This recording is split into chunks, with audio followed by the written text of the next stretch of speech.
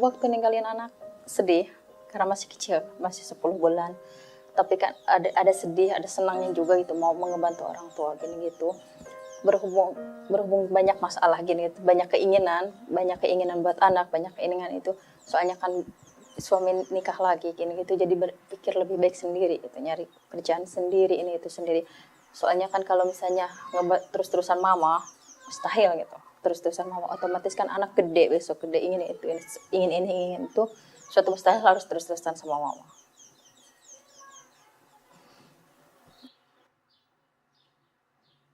Gak banyak yang dibawa karena gak boleh banyak yang dibawa, paling cuma tas kecil biasa, cuma pakaian biasa kayak gitu, gak bawa apa-apa lagi, cuma pakaian, data-data gitu. Datang ke rumah majikan ya, pertama datang ke sini otomatis ngelihat beda ya, nggak kayak Indonesia.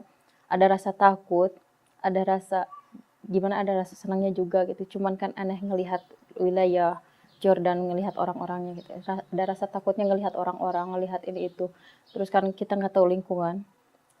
Tapi kan udah seminggu jadi keterbiasaan kan, jadi nggak ini itu. Cuman pertama gimana ya, mau kerja nggak tahu gimana caranya kerja, nggak tahu caranya gimana. Cuman kan musim panas terlalu capek, musim panas bangun jam 6, tidur mungkin jam 3 malam. Pokoknya jam 6 harus udah bangun jam 3 malam, karena semua pada datang, anak-anaknya, cucu-cucunya semuanya pada datang. Paling telatnya mungkin jam 2 itu cepat. Kadang-kadang jam 3 baru pada pulang, setengah 4 baru tidur. Jadi kalau musim panas paling tidur cuma 2 jam.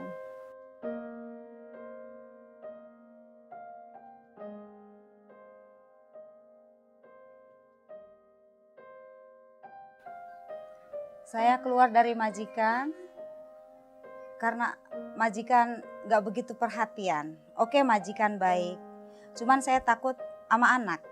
Karena saya ngurus anak 4 tahun, tapi anak itu nakal. Jadi saya gak kuat, tiap ada mobil dia kejar. Pokoknya kalau anak itu udah bangun tidur, saya selalu maraton ngerjar anak itu. Daripada masalah dengan saya, lebih baik saya keluar. Saya kerja di rumah itu emang gak begitu suka. Gak begitu sukanya apa?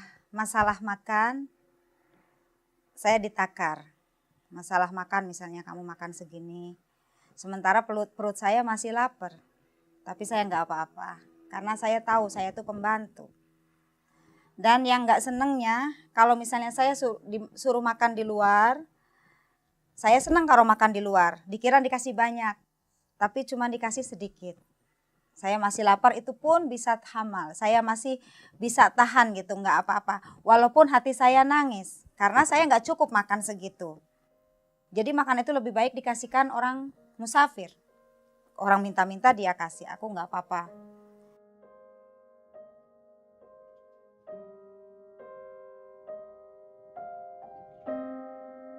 Karena saya sedikit bisa kerja di salon, potong rambut kayak gitu, bedikir, menakir.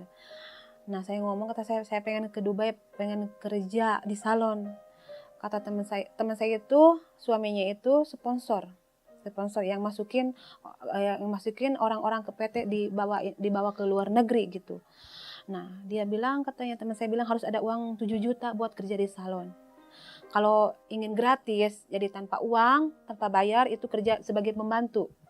Saya bilang oke, saya bayar, tapi saya ingin ke Dubai kerja di salon. Ya udah kayak gitu, saya ada panggilan katanya harus harus PAP. Jadi gimana PAP itu gimana cara kerja di luar negeri. Gimana cara kerja di luar negeri dikasih tahu, kehidupan di luar negeri dikasih tahu. Terus udah kayak gitu, saya bawa baju semuanya pergi ke PT, ke asrama, tidur di sana 3 hari. Baru saya ada panggilan terbang gitu. Terus udah kayak gitu, saya nggak ngelihat itu, cuma ngelihatnya enggak, tas kiranya tiketnya dikasihnya di bandara, jadi bukan dari PT, enggak. Kita semua terbang waktu itu 10 orang. 10 orang kita terbang itu udah di airport Jakarta. Yang punya PT, bos punya PT, ngomong katanya ini tiket 2 dari Dubai ke Jordan. Saya di Dubai udah di Dubai, saya nggak mau terbang pergi ke sini. Saya tidur di Dubai 2 hari 2 malam. Teman saya semua udah pergi ke Jordan, saya nggak mau sendiri, saya nggak mau. Terus saya udah uang habis, lapar, nggak ada makanan, baru saya ngomong sama polisi, saya ketinggalan pesawat. Saya bohong, saya ketinggalan pesawat, tapi saya karena nggak mau datang ke Jordan. Udah kayak gitu, polisi bawa saya ke tempat, memperpanjang tiket. Akhirnya saya diperpanjang tiket, baru saya terbang ke sini, ke Jordan. Gitu. Cuman masalah soal gaji, karena kan setiap minta gaji nggak boleh. Dia cuma nunggu misalnya 6 bulan, baru dikirim 4 bulan. 2 bulan nggak boleh diambil. Jadi nggak boleh semuanya. Dia yang ngirimin. Dia nggak pernah selama 1,5 tahun nggak pernah ngelihat uang sini. Nggak boleh megang uang. Terus 1,5 tahun bertahan karena apa? Karena demi anak. Lama-lama udah nggak kuat. Karena kelakuan anaknya juga kurang ajar. Pada akhirnya minta pulang, nggak dipulangin. Terus-terusan berantem sama mama. Terus pada akhirnya ngambil ke maktab sini. Maktab sini diambil lagi sama maktab sini. Tadinya mau kabur, katanya nggak boleh kabur.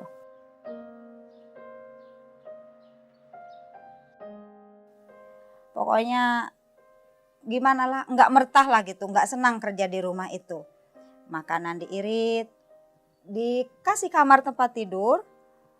Ini tempat tidur kecil, tapi saya nggak boleh tidur di tempat tidur itu, harus tidur di bawah.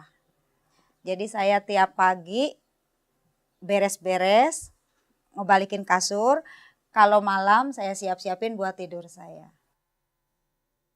Dan masalah pakaian, saya bukan pengen pakaian yang bagus, tapi haruslah pakaian tuh yang seimbang dengan saya. Saya orangnya kecil, kenapa dibeli pakaian XXL? Jadi saya berat bawa pakaian tuh sampai gini-gini karena apa? Besar. Kalau saya kan badannya kecil. Pengenlah saya berpakaian yang maksudnya nggak bagus tapi dipakainya sama saya pas. Jangan dibeliin godombrang-godombrangan gitu. Ya terus masalah mandi. Kalau mandi katanya, kenapa kamu mandi tiap hari? Aku bilang aku Indonesia. Mandi tuh harus tiap hari. Jangan olok air. Oke, nggak apa-apa. Aku diam. Atau tuh kerja tuh harus begini, kata dia. Madam, aku bilang aku tuh bukan sebulan 2 bulan jadi pembantu tuh. Aku hidup selamanya jadi pembantu. Jadi tahu cara bersih-bersih rumah tuh nggak usah kamu ngotot. Kalau kamu nggak senang balikin aku ke maktab. Di Jordan, terus saya dapat majikan. Dapat majikan itu pertamanya sih baik, majikan baik gitu ya. Terus tapi saya nggak kuat dengan kerja saya gitu. Kerja saya sangat berat, banyak orang, anak-anak yang nggak baik gitu. Terus nggak boleh pegang HP, nggak bisa keluar gitu. Paling keluar kalau buang sampah aja. Buang sampah terus tidurnya nggak dikasih kamar lagi. Pertamanya nggak dikasih kamar, cuma di salon aja tidurnya gitu. Terus udah kayak gitu ada kakeknya dia pergi ke Kanada pulang. Terus saya baru bisa tidur di kamar gitu di bawah gitu kayak gitu. Terus udah kayak gitu saya ketemu sama temen orang Sri Lanka yang kerja part-time. Saya bilang saya minta nomor karena saya mau kabur nggak kuat kerja. Ya terus saya kabur dari majikan itu sama ngikut orang Sri Lanka itu. Ya kadang-kadang supir taksi ada yang baik ngasih tahu katanya kamu punya iqomah, kata saya tidak punya. Hati-hati katanya sekarang banyak penangkapan katanya gitu. Sekarang katanya lagi taktis di jalan banyak, jangan pergi kerja dulu. Saya kasihan sama kamu katanya kan, karena saya lihat kamu orang baik katanya gitu. Jadi jangan pergi kerja, lebih baik pulang. Kadang-kadang saya nggak jadi pergi kerja karena mendengar kabar gitu bahwa sering ada polisi. Karena sekarang saya nggak berani naik bis karena sering ditangkap polisi gitu. Jadi saya pernah ditangkap polisi 4 kali di dalam bis, hampir saya dibawa ke makbar gitu. Tapi saya setiap dipegang polisi, saya nelpon madam yang baik, kata saya keluarin, saya nggak mau dulu pulang karena saya ingin kerja buat biaya anak saya sekolah di Indonesia. Kalau polisinya yang baik, saya langsung dikeluarin. Nggak ikut sampai ke kantor polisi, jadi saya cuma di jalan doang dikeluarin gitu. Terus harinya lagi saya pergi kerja ngambil teman, kata saya gimana keadaan di luar, katanya nggak ada polisi. Tapi kalau pas saya naik bis itu ada polisi. Badan nanti sayanya dipegang lagi pas polisi gitu. Saya ngebel lagi ke madam yang satunya lagi, nggak bisa nolong. Terus kadang gimana ya, merasa ingin seperti orang lain bebas pergi, punya paspor, punya ini gitu, punya iqomah gitu, nggak takut sama polisi walaupun di jalan kayak gitu. Nggak terlalu aman gitu. Jadi banyak rasa takut lah, ini itu masalah rumah juga kan, kita ngontrak rumah nggak terlalu aman kalau kita nggak punya ini itu. Ya otomatis banyak rasa takutnya, tapi ada rasa senangnya juga kan. Kita misalnya kalau dulu di rumah majikan kita nggak tahu kemana-mana, nggak tahu ini. Kalau sekarang kita di luar kan banyak teman, misalnya bisa ke rumah teman gitu. Kalau keluar hari Jumat misalnya nggak kerja, kita bisa kumpul-kumpul, ketemu sama semuanya, nggak kayak dulu di rumah majikan. Masalah keluar dari rumah majikan, semua orang punya masalah masing-masing ya. Lihat juga kan dulu kalau seandainya majikan baik, itu anaknya baik, itu bukan masalah mama. Masalah anaknya baik, gak mungkin lah mau kabur gitu. Ngapain buat kabur? Kita kan kerja, niatnya mau kerja ya, bukan mau kabur. Cuman berhubung kan orang punya masalah masing-masing. Otomatis kalau misalnya anak sekarang majikannya baik, mungkin bisa bertahan sampai berapa tahun pun di majikan ya, karena majikan baik. Otomatis mungkin anak ada masalah, misalnya sama anak majikan atau sama majikan atau masalah apa aja, semuanya pada kabur. Ya otomatis mungkin Lia juga sekarang nyaranin sama orang-orang gitu ya, jangan kabur lah, lebih baik diam aja bertahan di rumah majikan itu. Jangan dikira di luaran tuh enak kita. Kadang-kadang kan kita kebanyakan misalnya nggak punya kerjaan atau gimana, sedangkan kita gimana keluarga gitu. Di luaran tuh nggak seperti kita di dalam majikan. Otomatis di dalam majikan kita walaupun kayak gimana terjamin.